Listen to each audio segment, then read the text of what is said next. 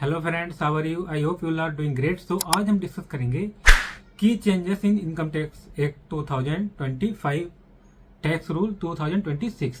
सो पहला तो चेंज यही है कि जो नया इनकम टैक्स एक्ट जो लागू होने जा रहा है वो कब से है? 1 April 2026, right.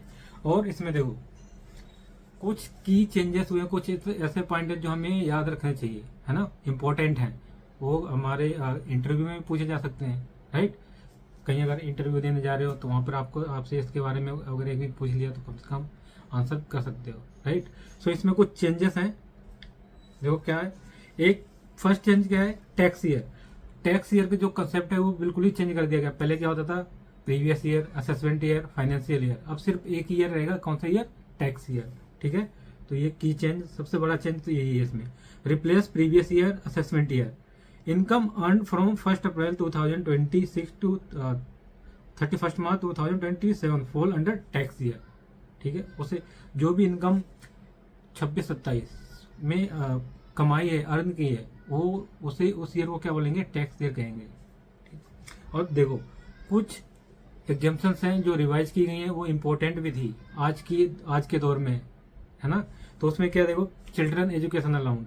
Children education allowance पहले था 100 rupees per child, maximum 2 child, है ना। अब कितना कर दिया उसे? 3000 पर चाइल्ड, है ना। ये होना भी चाहिए। और उसके बाद क्या है? Hostel and expenditure allowance. जो हॉस्टल में बच्चे पढ़ते हैं उनके लिए कुछ अलाउंस देती हैं कंपनियां, है ना। तो उस केस में पहले क्या, जो हॉस्टल अलाउंस है वो कितना था? 300 पर चाइल्ड, मैक्सिमम 2 चाइल्ड, राइट। तो 300 था पहले ओल्ड इनकम टैक्स में। जो अब नया है उसमें कितना है? 9000 पर मंथ पर चाइल्ड, ओके। अब मील वाउचर। पहले मील वाउचर कितने तक एग्जाम्प्ट था? 50 रुपए तक। अब उसे बढ़ा के कितना कर दिया है?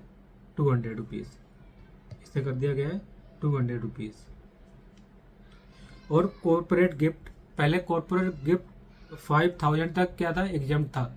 अगर 5000 तक कोई भी कॉर्पोरेट गिफ्ट मिलता है आपको तो एग्जाम्प्ट है। और उसकी थ्रेशोल्ड लिमिट अब कितनी कर दी गई? 15,000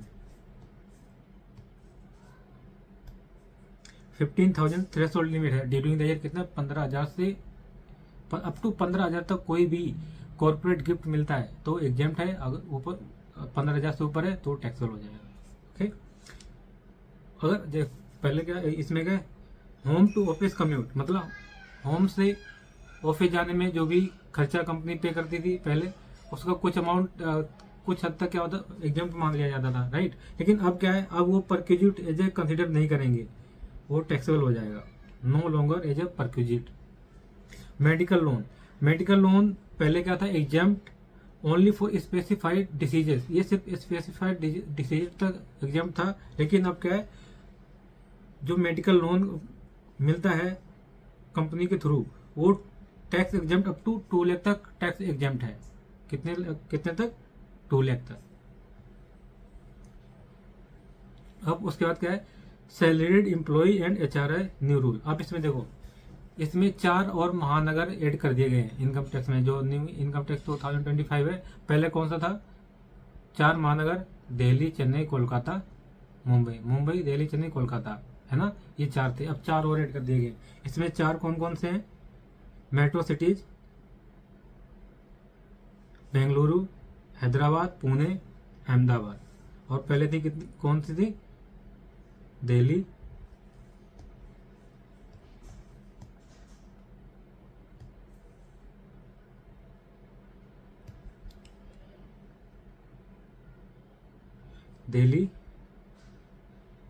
चेन्नई, मुंबई, कोलकाता। अब चार कितने हो गए? 8। अब कितने महानगर हो गए? 8 हो गए हैं। ये याद रखना इनकम टैक्स के लिए। और जो महानगर में HRA था कितना? 50%। जो अब एक्सपेंड कर दिया कितने तक? 60 तक, 60% कर दिया है HRA। और लीव इनकेसमेंट एग्जाम्पशन लिमिट की रेज कर दी है कितनी? टू 25 लाख। जो लीव इनकेसमेंट है वो 25 लाख तक एग्जाम्पशन लिमिट बढ़ा दी गई है। अब देखो नेक्स्ट, देखो क्या लिखा? ITR filing. ITR filing compliance, जो ITR फिलिंग कंप्लायंस है उसमें भी कुछ रिलीफ मिली है। ITR जो 3 और 4 है, अगर ऑडिट नहीं होती तो उसकी ड्यू डेट है 31 अगस्त, ठीक है। अगर ऑडिट होती है तो उसकी ड्यू डेट इंक्रीज आगे जाएगी। अगर ऑडिट होती है तो उसमें ऑब्वियसली टाइम लगता है ऑडिट होने में, तो उसकी डेट एक्सटेंड कर दी जाएगी आपकी एज पर रिक्वायरमेंट, जो उसके ऊपर अप्लीकेबल है। Notification limit lowered from 10 to X tax payable. और उसके बाद क्या, voluntary disclosures reduce valuation window for disclosing foreign assets and income. अब नेक्स्ट बात करते हैं किसकी, न्यू पैन लिमिट्स। जो न्यू पैन लिमिट्स है वो कुछ इनकम टैक्स एक्ट 2025 में निर्धारित की हुई है। देखो क्या इसमें पैन की लिमिट है, new pan limit. Cash transaction, अगर कैश ट्रांजैक्शन होती है, pan card required if total deposit withdrawal exceeding 10 lakh a year. अगर कोई भी कैश विड्रॉ या डिपॉजिट होता है ड्यूरिंग द ईयर कितने लाख से, 10 लाख से, तो उस केस में क्या है, पैन रिक्वायर्ड होगा। पैन आपको प्रोवाइड कराना पड़ेगा। Immovable property, pan required for property above 20 lakh, अगर 20 लाख से ऊपर है तो आपको पैन प्रोवाइड कराना पड़ेगा। मोटर व्हीकल फॉर क्या लिखा, pan card mandatory for vehicle above 10 lakh, pan card mandatory है अगर व्हीकल 10 लाख से अबव का है। High value forex, pan required for cash payment above 1 lakh, अगर फॉरेक्स की कोई पेमेंट करें अगर वो 1 लाख से ज़्यादा है तो आपको पैन भी प्रोवाइड कराना पड़ेगा। और कुछ फॉर्म्स हैं जो रीनंबर्ड किए गए, कुछ क्या सारे फॉर्म्स रीनंबर्ड कर दिए गए हैं, ठीक है।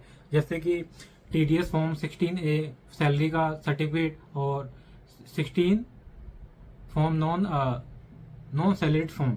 तो जैसे TDS जो सैलरीड फॉर्म है वो पहले था 16A, अब उसे बना दिया 130 फॉर्म, और 131 अदर देन सैलरी, राइट। तो इसकी मैंने वीडियो भी बना रखी है, ये आपको लिंक में दे दूंगा, ये आप आराम से देख ले सकते हो उसे,